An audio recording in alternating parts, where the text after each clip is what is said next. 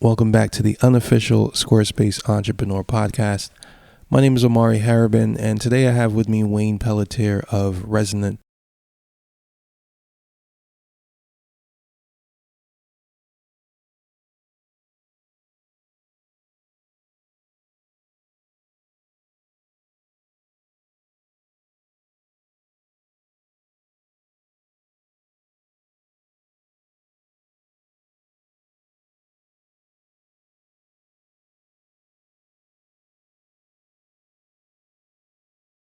Sure. My name is Wayne Pelletier. I live in the Atlanta area for the past 24 years, and I've been making websites and doing graphic design as a designer, art director, creative director for marketing agencies, ad agencies for the last 26 years or so. And I started this business, Resonant Pixel company, 3 years ago. So Wow. I've Okay. been in the game a minute. Yeah. Um, it's funny. I said that to my son the other day, and he took it literal. So me and my wife had to kind of just double track on how long a minute was. Oh, yeah. Geez.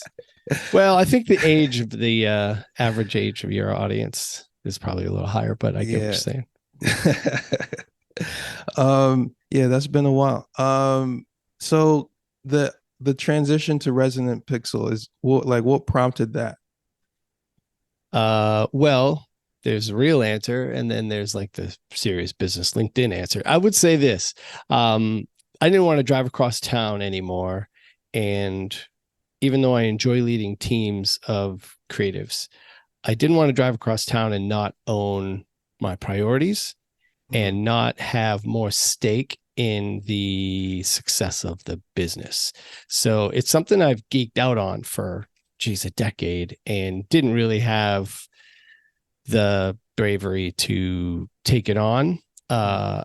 And then I found myself, on the outside looking in, holding a bag. And I was like, well, this is my runway after getting laid off from a corporate environment. With a massive change in staffing they had going on. So I thought that was a great opportunity, like now or never type of thing. So I was trying to find the line between the real answer and the LinkedIn answer, and I didn't find one. I gave you kind of the real deal there. Um, Well, that's you the new know, LinkedIn. yeah, LinkedIn's getting a little softer, thank goodness, but everybody's still expertising out of their wazoo, and it's uninteresting to read. But I will say that, you want to be careful in public how much you diss a jobby job, because True. some people, that's their reality. And I try to be Oh empathetic to yeah, that. yeah, yeah. I feel that for sure. I'm definitely like nah. I'm not badmouth the day to day because it's real. Keeps Yeah. everything going. Um so all right. So how's that been? How's this first 3 years been? After like geeking out about it for a while. Like now you're in it. Like, is it what you expected? Not what you expected? I would say it's not exactly what I expected in both the good and the bad ways. As that this entire reality can be a series of roller coasters, like up and down and positive and negative news, and kind of, you try to take the good with the bad, grain of salt, the whole shebang. But in general, it's both the most difficult and the most rewarding thing I've ever done in my career. Mm, yeah, for sure. Feel that. Yeah. um, so talk to me about like the difficulty and kind of like the difference, right? Like I've been out of my corporate world for like 10 years now, almost 10 years, and I was only in it for like three and a half. So sometimes I don't know how good my memory is because I didn't have like, it's kind of like distorted. Like what, Right. when you say difficulty, like, are you working more? Are you working like 24/7? Like, is it workload thing or like what is it that is more challenging on this side than where you were? Well, I think when you own the business, there are certainly more hats to wear. The one of the beauties of being, even if you're in leadership, a corporate or an agency environment, is that you kind of only run what is in your fiefdom, right? In within your departmental control, your team, and obviously you coach and you do things to help other people in their career, but you're not in charge of, say, the accounting department or HR at a high level, right? New business. Like Yeah. there are other people that handle those things, right? You're not in charge of printing and all these different aspects of running a larger company. Whereas now you have to wear all those hats, and you better get pretty darn good at it pretty quick Gosh. because that stuff gets out of control when you're not on top of it. Yeah, for sure. Um, yeah, I think a lot about this just the money making side, the sales side, the marketing side. Like as an engineer, you're insulated from all of that, right? So like your perception of value and work and what you do is different in your individual contributor role than it is once you become a business owner. And but I think there's this bridge of freelancing that is pitched as being like almost free of those responsibilities, but you quickly realize it encompasses all of that. Like, what was your, how did you make that shift, like that transition? Like, how did you get your business going?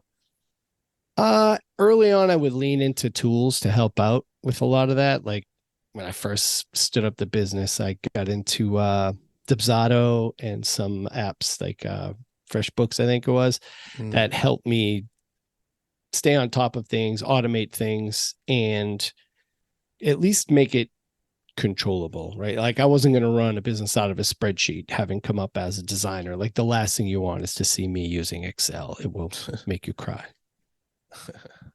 where So, all right. So, Resident Pixel, how did you find the Squarespace Entrepreneur podcast, or how'd you end up in my web part of the web? Man, I've been listening and consuming your content for a long time. I would say, and I'm a big fan of it. You know, I started making Squarespace websites a long time ago because while I had a full-time jobby job, it was a quick and stable way to help some of the smaller businesses that were in my network that are just reaching out for help. Because back Right. in the day, it was like, oh, I know a guy that can help you with a website, and they would send somebody to me. Yeah. Just randos, right? And these were good businesses, but um, I had to make sure it was non-competitive with my full-time jobs, and I also wanted to make sure that it wasn't going to be a thing. Like I had done some WordPress sites back in the day, and some movable type, and some other things, and you can only stay up at 2 a.m. trying to fix some site that's been hacked so many times, and you're just like, I'm over it.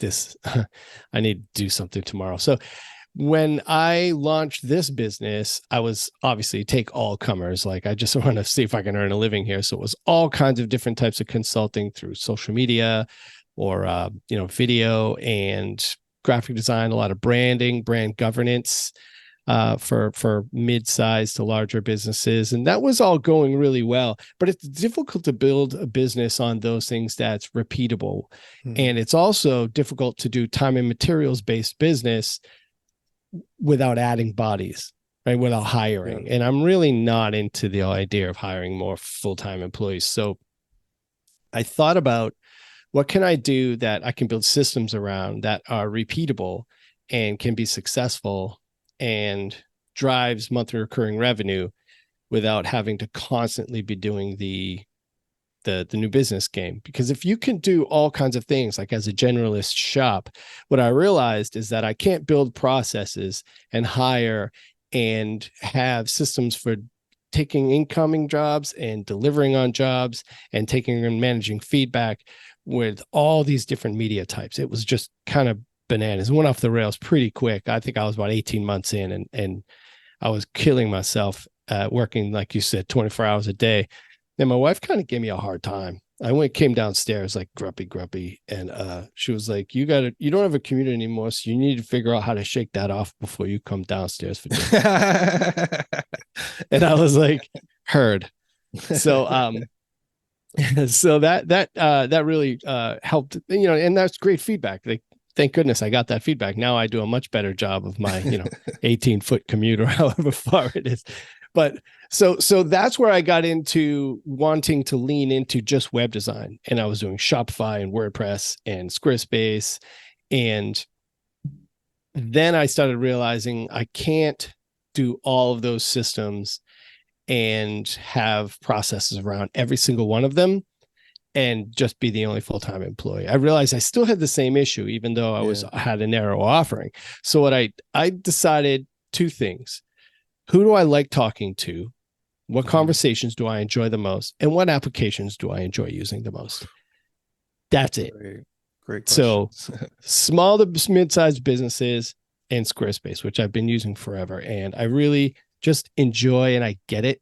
Maybe they think the way I think. I don't know how all that works because I just helped someone with Wix and it was like wearing somebody else's underwear. It was awful. It was even clean ones. It was disgusting. I'm so grossed out by it. I'm like, I can't go back in. And so obviously using software that I find delightful is important to me. So and it helps with those conversations too. So Right, that's why I right. want up there. Wow, that was Awesome. really interesting because I understand that experience, but I wasn't able to articulate it like that when I went through it. Um, because just I was trying to do so many things, trying to escape so many things. But I think realizing that or starting just from an understanding that okay, you're now going into a scenario where you're the only one delivering on the labor. So it has to be even more special, like it has to be incredibly specialized in a way where you can systemize it and account for those other departments that are now all wrapped up into you as well.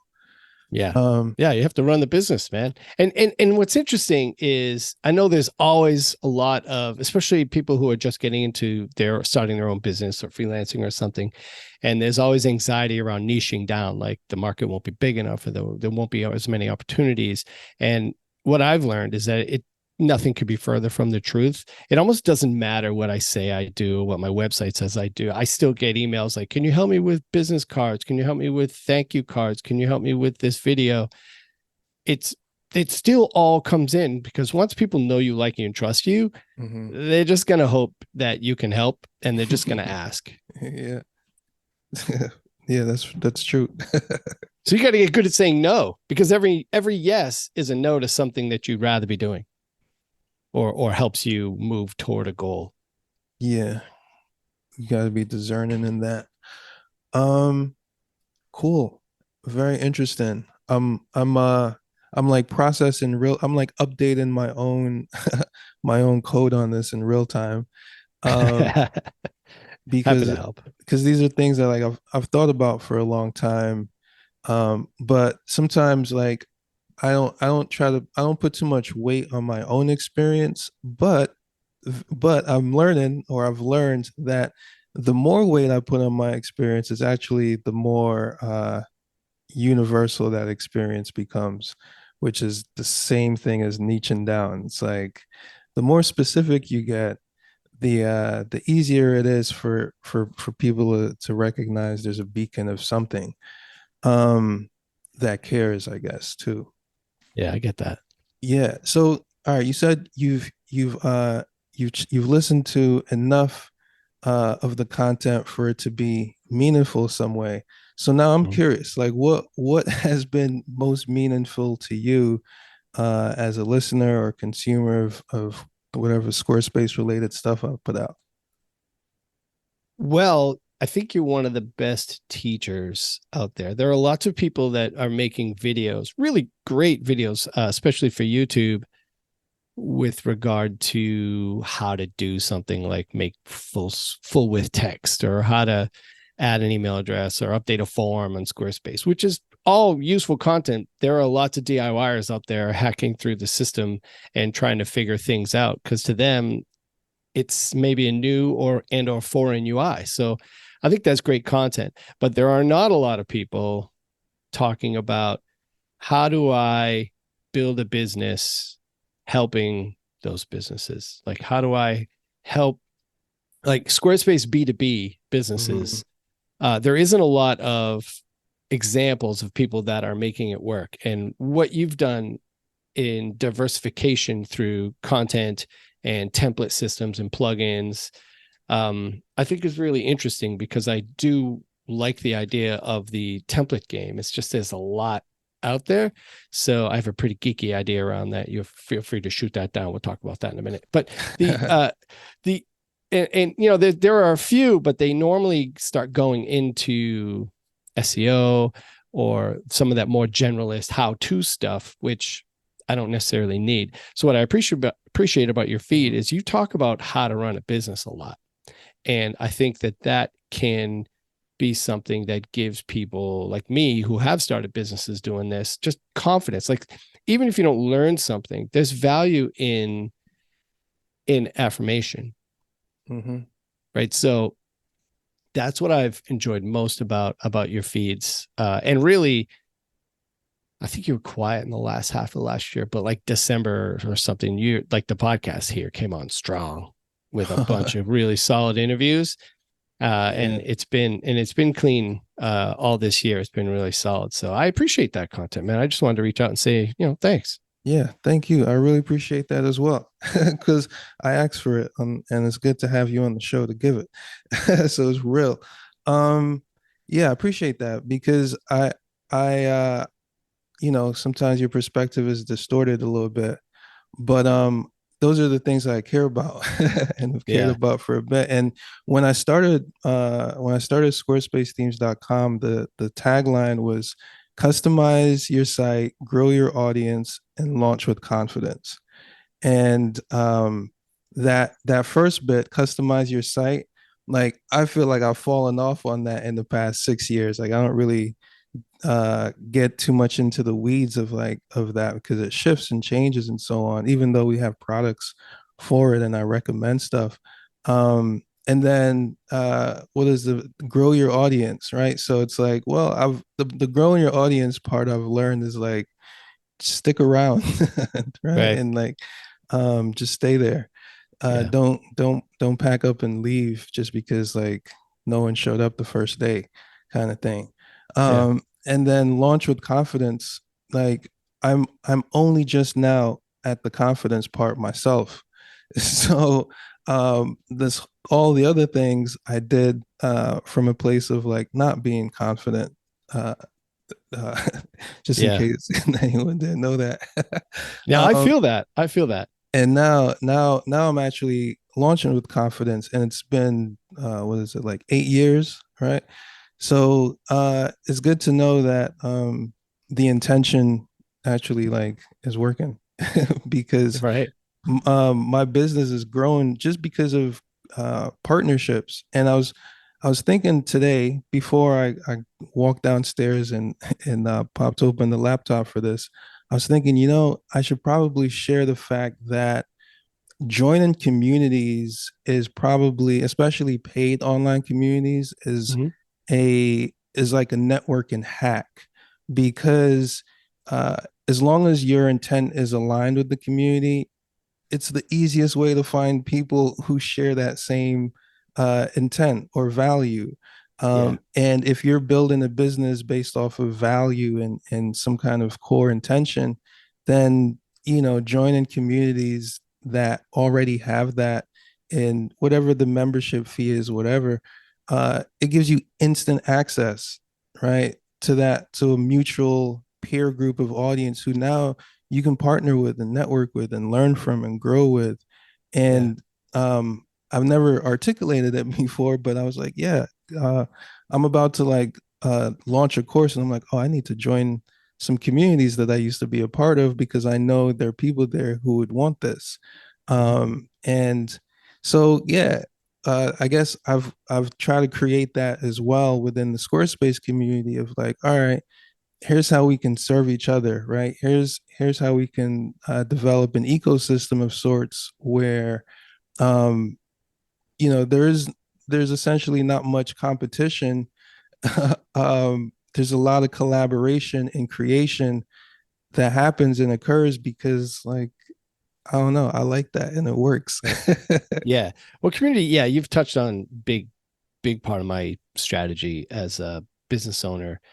Community's sort of been at the heart of my entire strategy from a growth standpoint and networking standpoint. And I'm pretty outgoing. So for me, being stuck working out of the house is, at first was pretty difficult. But Yeah. joining different communities, both local and sort of international online communities, that some that do what I do and some don't.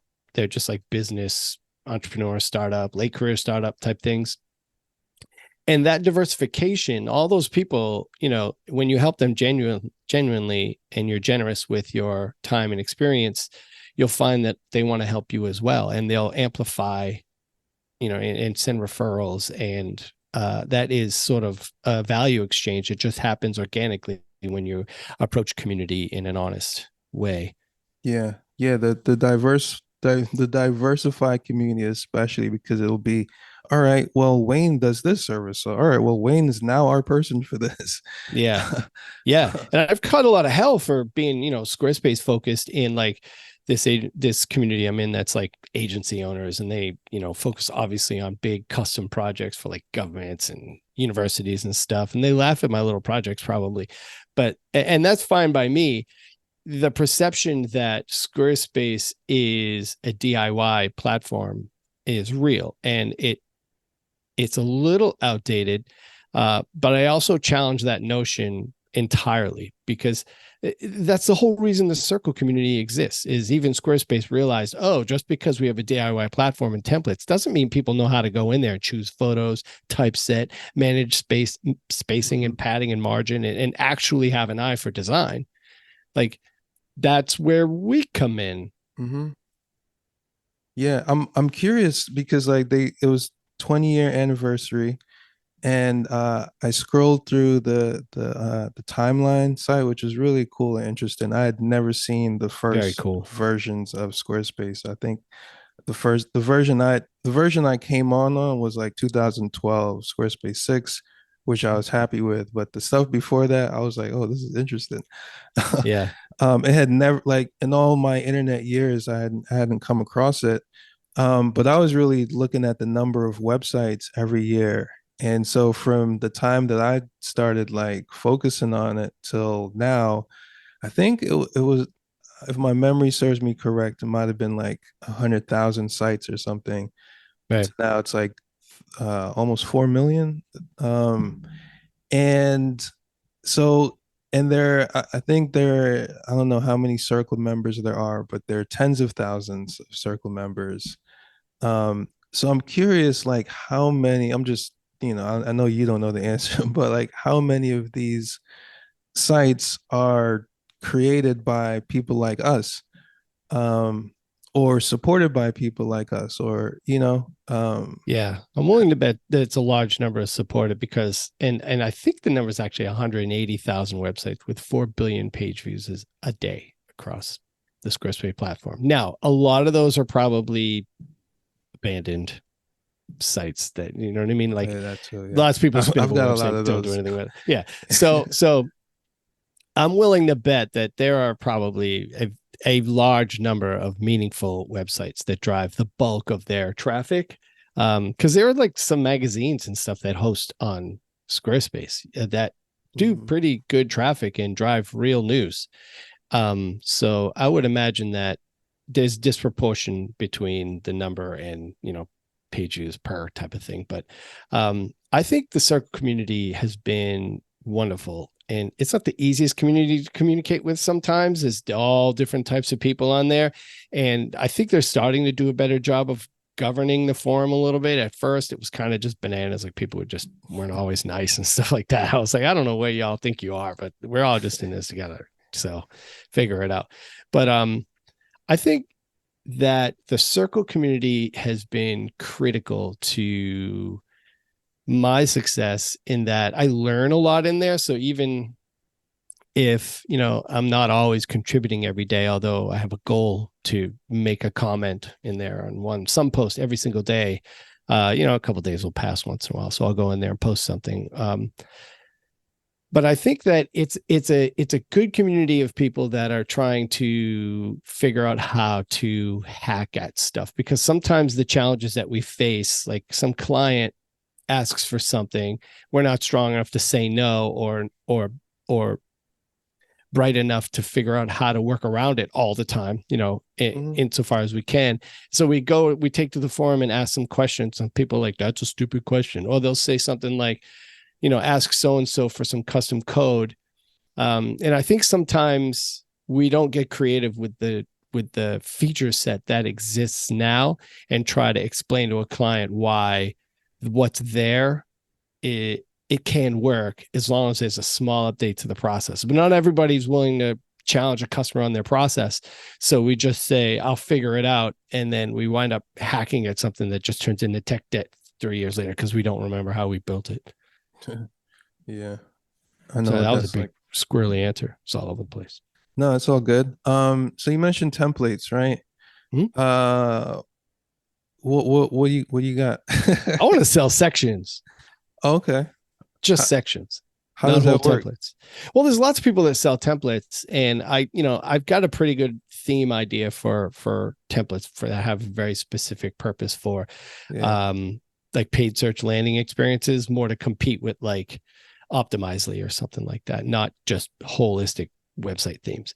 But yeah, the trouble I'm finding with selling sections, which I think can work, even though they'd be a low dollar, that you can't cut and paste them from one site to another. You can cut and paste them within a site from one page to another. Yeah. You can even heart them and save them to your assets, but they don't transport from site to site without a plugin to the browser. And there's really only one that does that right now. So I was looking into making a extension for that, but I don't like Mhm. the idea of tying a business to like a Chrome extension.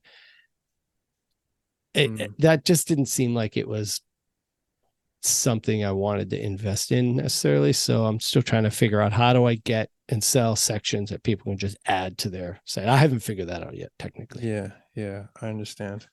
Um, but there is a potential solution though that you just articulated. There is a solution, but not everybody. I'm not going to ask people to download what is it, 180 bucks a year for Squarespace websites, which is a Oh, strong yeah, yeah. plugin, right? And you can move content from one site to another with it. But I don't want to build a business around someone else's Oh, plugin, yeah, even yeah, if yeah, it's yeah, really yeah. strong, right? Like I would build my own plugin, but even still, I'm not sure I want to maintain and build a plugin. Like I don't want to do service tickets or Yeah, that's what I thought you meant actually, around something that building your own. I can't build myself. I'm not interested in it. So Yeah. I've asked them, I've talked to Squarespace about it. Say, come on, let me move sections from one site to another. We'll see. Yeah. I mean, on that note, like uh if Squarespace were to like want to open the market up, so to speak, it would be enabling all of these different types of things, right? Like a marketplace for the essentially, or a way to access from within the Squarespace UI to access these things, right? Where I can like Yeah, get to save it to my Wayne's. account. Like I Yeah. would want to like not just a asset library for the website. As a Hmm. circle member, it would be great to have an asset library for my account. So then I Hmm. could save certain things there, and then I could repurpose those across all the sites that I support. Cause like I have some patterns and some things that I do on every single website. I'm like, man, it would be really great to be able to just share this across all of them Hmm. Oh, without some service side include hack. maybe it's possible with enterprise. I don't know much about enterprise, but sounds like they might have something like that. Yeah, I don't think I'm quite there with enterprise. I don't have quite enough subscribers, but hopefully I start getting into that conversation at some point. Oh, there's a threshold. I think there's a value threshold where Oh, okay. enterprise is pretty expensive, Right, right. Yeah, yeah, yeah. right? Yeah. And then there's also a bit of a technical hurdle to get over. you're going to want someone who can really work with JSON in order to Yeah. start building templates at scale for you to be able to deploy across multiple websites. That yeah, there's a bit of a technical hurdle there, I imagine, but we'll see. Yeah, yeah, don't lose the vision. Um, I could tell you that. Um, yo, so all right, so the first question that I actually wanted to know about as well was so the Resonant Pixel business model as it is today, how does it work? How has it served you? Finally, this is what everybody came for. No, I'm kidding. The it's really simple. And my thought was, I've made so many websites, man, hundreds of websites, and all of the requests and change orders are almost all largely the same. Mhm, And every business owner's concerns about website stuff, especially if they're coming from a WordPress world, they're all largely the same. And I know what to expect. mhm, So, what I did in dealing with small businesses after having several conversations with their lack of interest in writing a check for 8, 10, $12,000 for a small website, um, was think about how can I load balance this so that my business can get monthly recurring revenue mhm, that I can build upon instead of doing, because the feast famine cycle of projects is just rough sometimes. And then they don't have to write a large check. So in the long run, I earn more money and they protect their cash flow. mhm. And what I did was include unlimited pages, unlimited updates, unlimited amounts of content. I don't care about any of that. It does, because charging per page or whatever, it doesn't even make any sense. It's like a time and materials thing, because really the only difference between website to website is who owns it. The people, like who you're interacting with, makes all the difference in the world whether or not a job is a big project or not. Yeah, If for they're sure. organized or unorganized, it doesn't matter if it's 5 pages if they're unorganized, or 50 pages if they're completely organized. It's roughly the same amount of work. So I decided, let me just charge a subscription. I'm going to include everything. I'm even going to add some of Squarespace's competitive advantages against WordPress in, and I call them perks Hmm. on the site.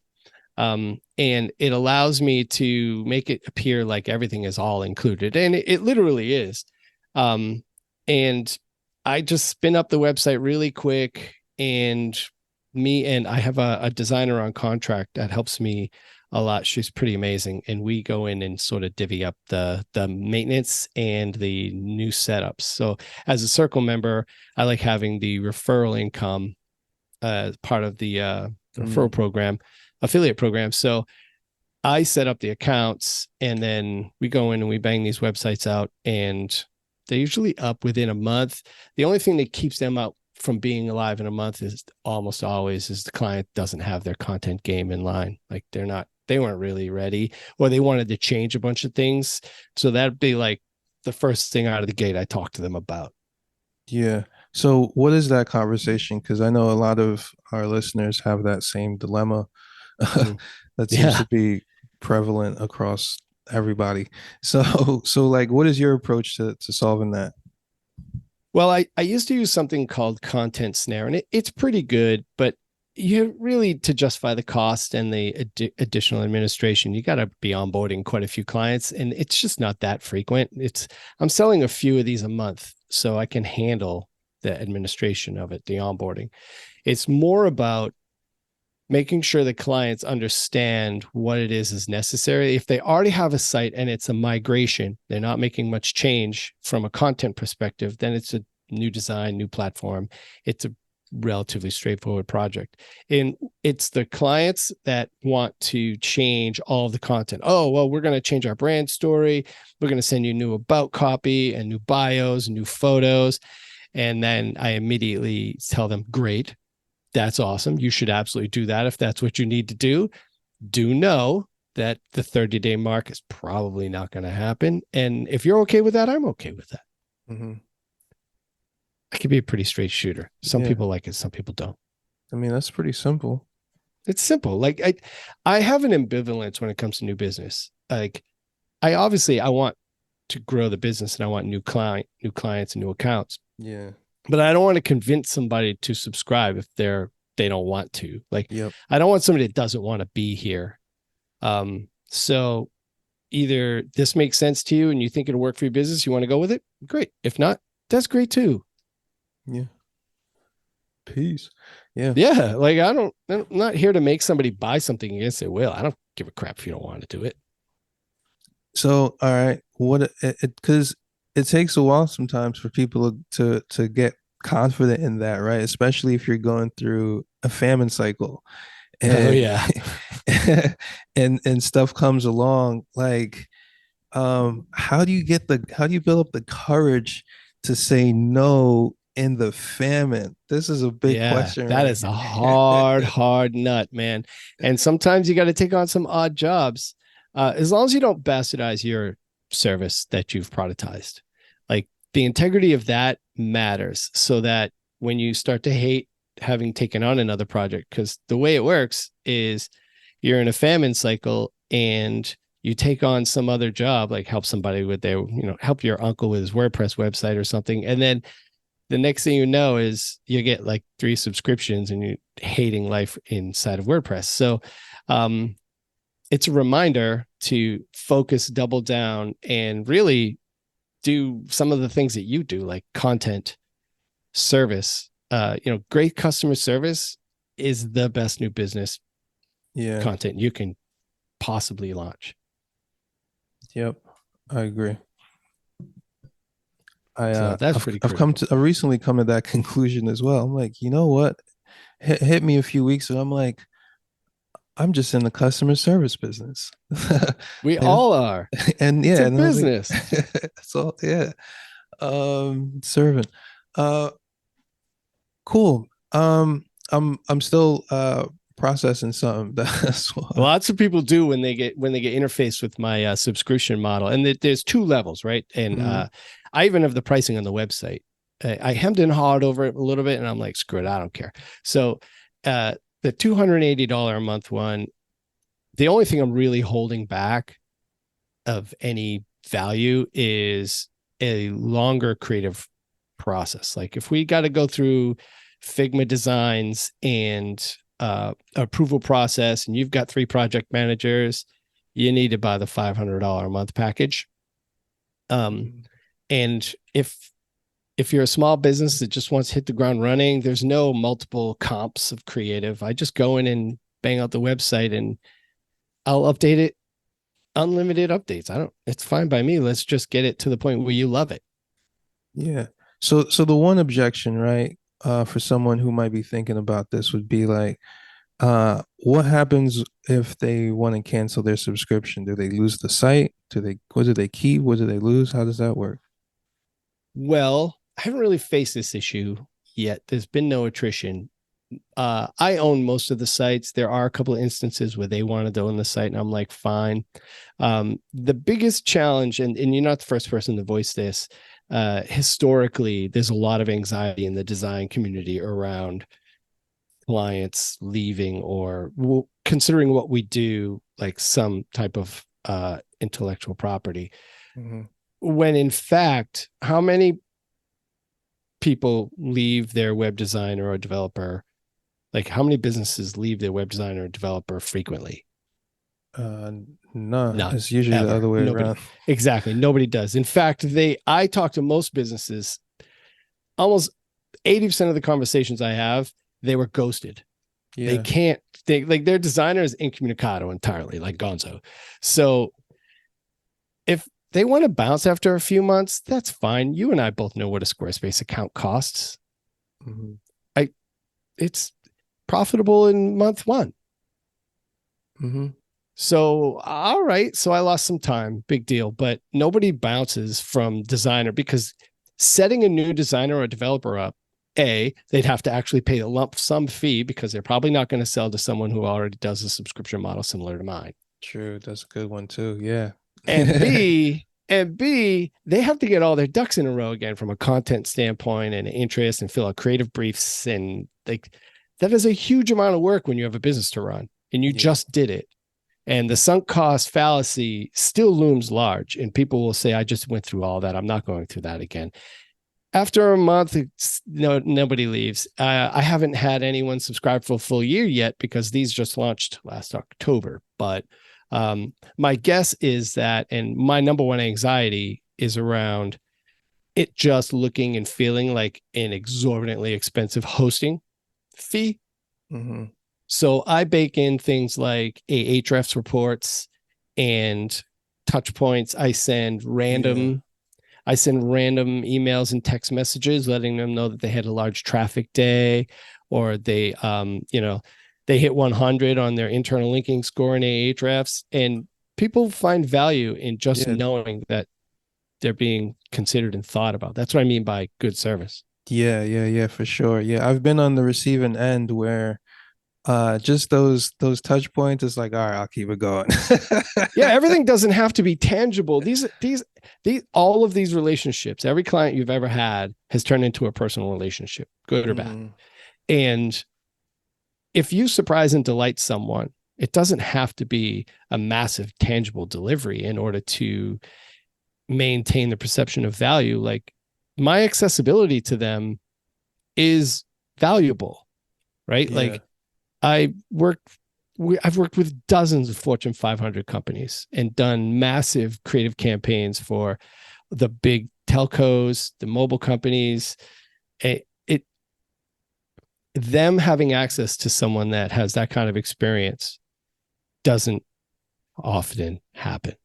Yeah, for So sure. there is other value that is real in those relationships, and as long as I'm making them feel like they made a good choice some months ago, then they're going to maintain that happiness. And then when they call and they're like, oh, I have an emergency, we've got to make an update, I'm like, let's fire it up, because Yeah. most of the changes they need are small and they're done within minutes. They just Slack me and Hmm. or put a message in Trello, and my Trello board's like this super automated system. It's awesome. And this stuff just flows to the top and we bang out all the requests. If it's a big one, like we got to add a whole section with 20 videos on it, I'll usually email them, say, how about next week? And they're like, fine, that's awesome. Great. Yeah, no, that's true. That's very true. You know, we just touched on the going through the famine, right? Like how do you stick to your whatever guns you have? Like how Mm-hmm. do you stick to it during the famine? And I'm reflecting a little bit and I'm like, my famine cycle advice is to uh experiment, use those opportunities as opportunities to experiment. Um uh and you can experiment in whatever direction you choose, right? So like for example, you can experiment by saying yes to something that you might should probably say no to, but say yes because you feel like you need the money and so on. Right. But document it and take some notes so that you know what happened as a result, right? So if saying yes to that project during the famine ended up being way more of a headache than had you said no, you now have like you at least wrote it down so you could remind yourself, okay, maybe the next go around I could try saying no, right? Because Right. it's not worth, like you have actual documented, results that it wasn't worth it.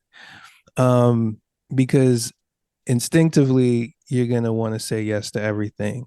But I think eventually when you reach the point of in clarity and faith and confidence in what you can say no to, uh it's amazing Yeah. on being on that side because it keeps your the values that you set and the intentions you've set, they become much more stronger after that than they were before, right? It's like you said, don't bastardize your process Right. once you've established it. So yeah, Wayne, this has been awesome. We're about to hit an hour. Do you have Uh-oh. do you have anything you want to leave with our audience? No, but I enjoy talking about productization of services. So if anybody wants to reach out and ping me on that, I'm always happy to geek out on it. That All isn't a right, so wall around me. So you can ping me on LinkedIn or go to resonantpixel.co and message me on there, and I'll reply. Real people stuff. Nice. So we're gonna geek out for 5 more minutes. Check it out. So, Yeah, let's um, 5 more minutes, man. so in the 10 years, right, that you were prepping and you know trying to get yourself together, whatever. What were your influences in this whole productized service thing? Like, was there anything that Well, stood out? yeah, you kind of hit my buttons now. I mean, geeking out on, following people like Jason Fried of 37 Signals and people that put out a lot of manifesto style, start a business, own a business, and kind of romanticize it a little bit. At some point I realized that no book or podcast or amount of content was going to make me good enough to get started. The only thing that would make me good enough to get started was to get started. So I started realizing that consumption can be procrastination.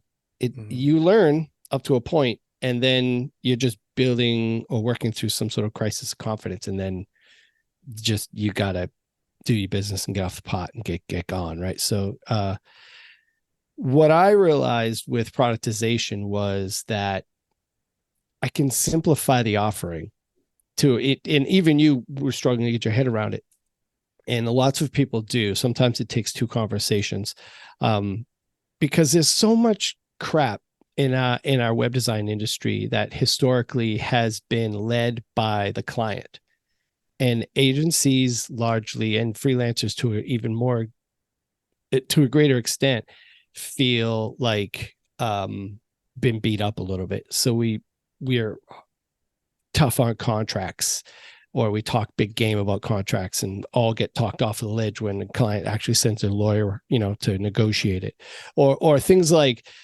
the large lump sum payment. Like, you don't pay your yard crew or your housekeeper or a large lump sum payment.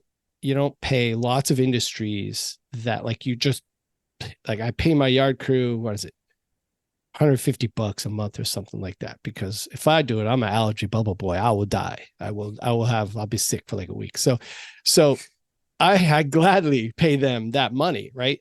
They don't charge a lump sum fee. They don't nickel and dime me if they come an extra weekend, whatever. It is what it is.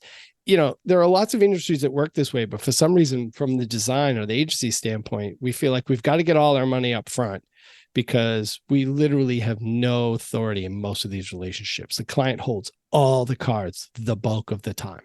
Mhm. So my thinking was, through a productized service, can I remove some of that?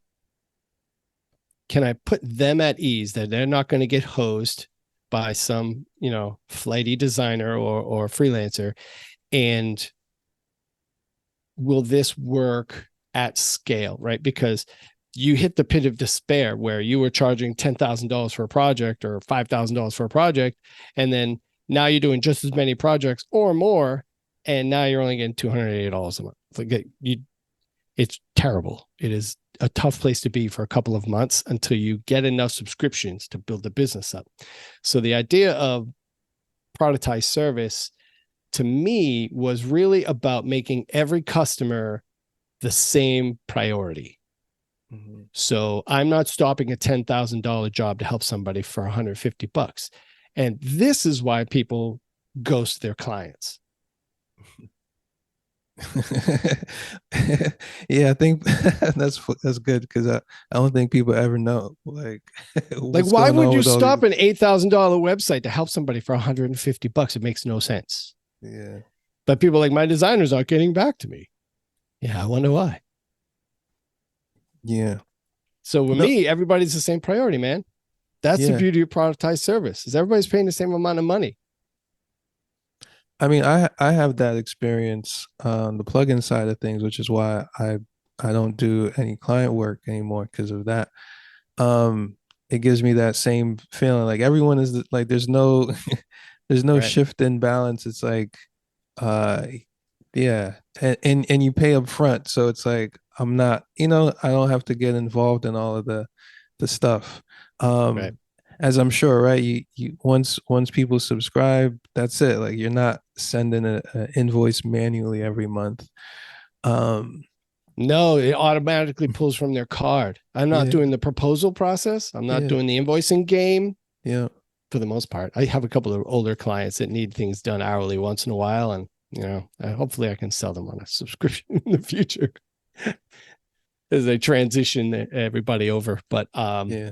yeah, and it may not be for them, and that's okay too. But at some point, I've got to say, look, everybody's got to be on the boat. It's about to set sail.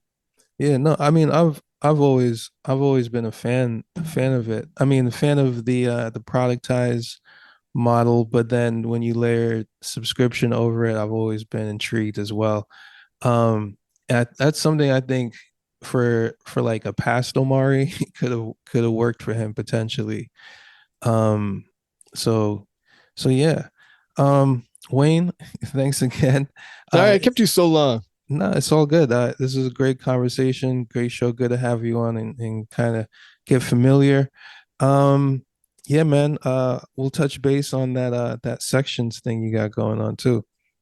Yeah, I want to touch base on that again in the future if that ever gets off. Are you on a Circle Day?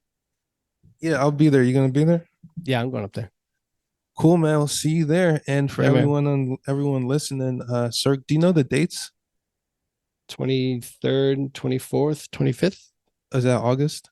Well, there's a workshop day. I don't know if everybody's going to that because I know that's limited, but yeah, August 23rd, 24th, I think are the primary days. Cool. Yeah, I gotta put that in the calendar then.